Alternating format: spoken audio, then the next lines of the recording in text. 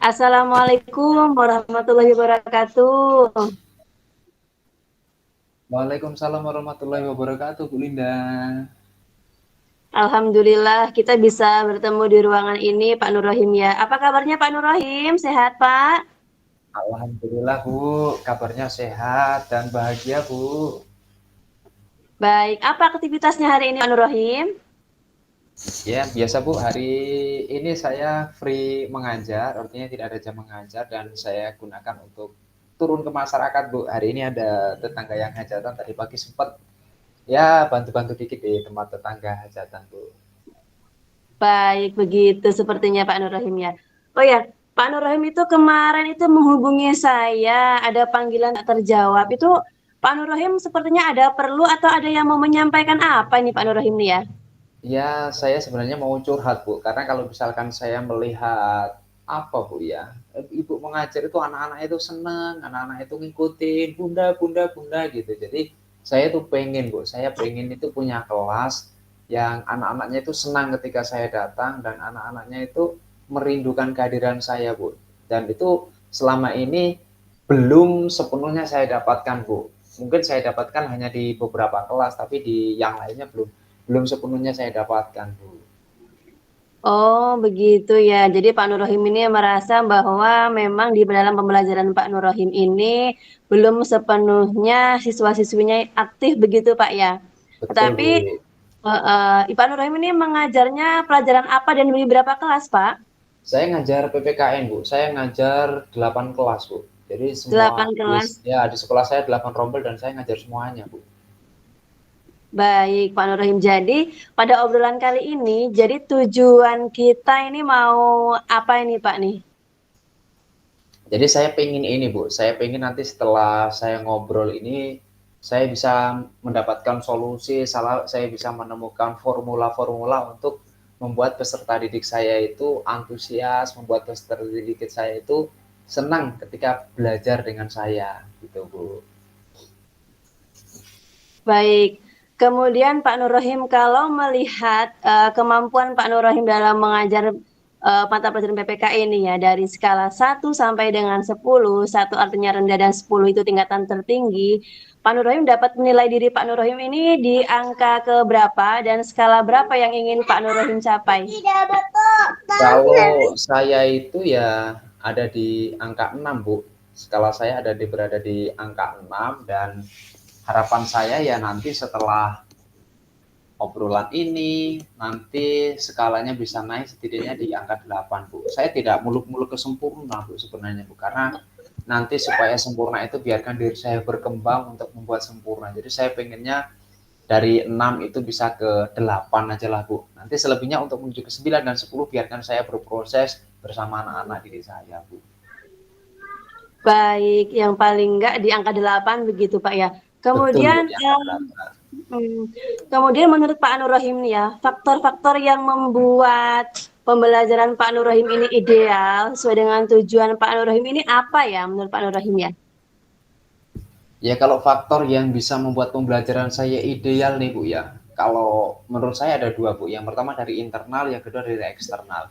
Internalnya adalah saya sebenarnya pernah, Bu, mengajar di kelas itu anak-anaknya senang, anaknya itu rindu dengan saya, yaitu dengan saya membuat pembelajaran yang sistemnya baru, pembelajaran yang sistemnya menyenangkan, kemudian saya mempersiapkan. Kemudian di sini secara internal itu konsistensi, Bu. Jadi saya harus punya konsistensi untuk membuat peserta didik saya itu menjadi senang dengan saya. Kemudian secara eksternal itu yang membuat pembelajaran saya ideal itu adanya support, Bu. Support dari semua pihak. Ketika saya membuat pelajaran, membuat anak-anak senang, itu semuanya itu mendukung, semuanya itu senang dan semuanya itu pengen berkolaborasi dengan saya untuk sama-sama membuat pembelajaran yang menyenangkan. Karena kalau misalkan anak-anak senang dengan pelajaran saya, kemudian pelajaran lain nggak senang, itu akan ada efeknya. Misal, sebelum pelajaran saya masuk, itu ada pelajaran sebelumnya pelajaran A, misalkan seperti itu. Di pelajaran A, anak-anak itu kurang mood. Dan ternyata ketika saya masuk, mood yang kurang itu dibawa mereka ke pelajaran saya. Artinya di sini saya idealnya itu butuh kolaborasi, butuh kerjasama timbal balik yang ada dengan teman-teman saya di sekolah, Bu. Baik, Pak Nur tadi sudah menyebutkan seperti itu ya. Kemudian Pak Nur Rohim, apa yang menjadi langkah awal nih Pak Nur Rohim ya?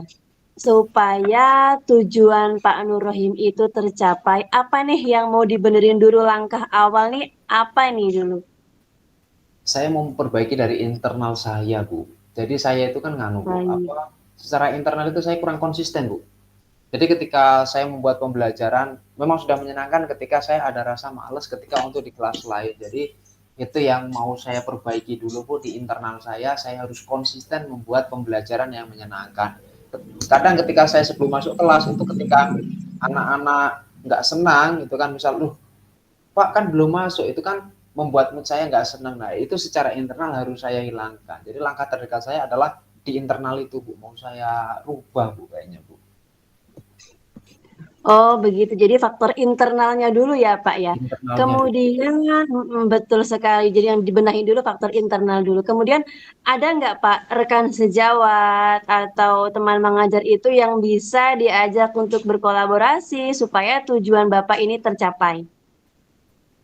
Ada sih, Bu, rekan untuk kolaborasi. Namun sejauh ini yang bisa saya lakukan dengan kawan-kawan itu ketika saya membuat inovasi pembelajaran, mereka support, mereka mendukung. Tapi ketika untuk diajak kolaborasi memang agak susah. Cuman saya ada satu guru di sekolah saya itu yang sering saya ajak kolaborasi. Tapi sejauh ini kolaborasi adalah ketika kita membuat kegiatan. Seperti kemarin kita gelaran karya P5 itu kita membuat pemilihan ketua OSIS. Itu saya ajak dulu kawan terdekat saya untuk membuat kegiatan pemilihan ketua OSIS baik dari tahapan awal, kemudian perencanaan sampai dengan pelaksanaan dan alhamdulillah terselesaikan. Dan kedepannya saya pun akan rencananya akan mengajak kawan tersebut untuk berkolaborasi supaya pembelajaran di kelas itu menyenangkan bagi anak-anak. Begitu, Bu. Iya, itu bagus sekali sih Pak menurut saya Pak. Dari pertama mau memperbaiki kondisi internal dulu, kemudian kolaborasi dengan rekan guru, kemudian ada tidak Pak ide-ide lain yang dapat menunjang apa namanya KBM yang Bapak ajarkan? Yang tadi itu kan misalnya kan pada saat pemilihan ketua OSIS nih, kalau yang sesuai dengan mata pelajaran yang Bapak ampu, kira-kira ada nggak nih ide-ide baru yang udah Bapak mulai pikirkan? Kalau ide baru itu ya belum sih, Bu. Cuman saya akan mencari sesuatu di internet. Cuman selama ini, Bu, ya, yang sudah saya lakukan dan itu memang berhasil membuat anak-anak senang, membuat anak-anak di kelas itu antusias adalah media-media pembelajaran yang berbeda. Strategi cara mengajar yang berbeda seperti ini, Bu. Saya mengajar di kelas 93 itu, Bu. Kelasnya itu klasikal, Bu. Jadi duduknya klasikal. Kemudian saya buat duduknya letter U. Dan ternyata ketika letter itu dampaknya ada, efektif ternyata, Bu. Efektifnya seperti apa? Anak-anak yang biasanya ribut, anak-anak yang biasanya kurang memperhatikan. Karena di situ kan dia posisinya di depan semua, Bu. Jadi mereka bisa memperhatikan ketika saya mengajar. Kemudian saya harus membuat pembelajaran seperti waktu itu saya susun kata dari kata-kata Pancasila atau dari kata-kata pembukaan Undang-Undang Dasar. Anak-anak diminta untuk menyusun kata, kemudian dibagi per kelompok, kemudian yang paling pertama dapat nilai sekian-sekian, itu untuk menunjang kearifan mereka, Bu. Seperti itu, Bu, ide-ide yang Iya, harusnya terus saya lakukan, Bu.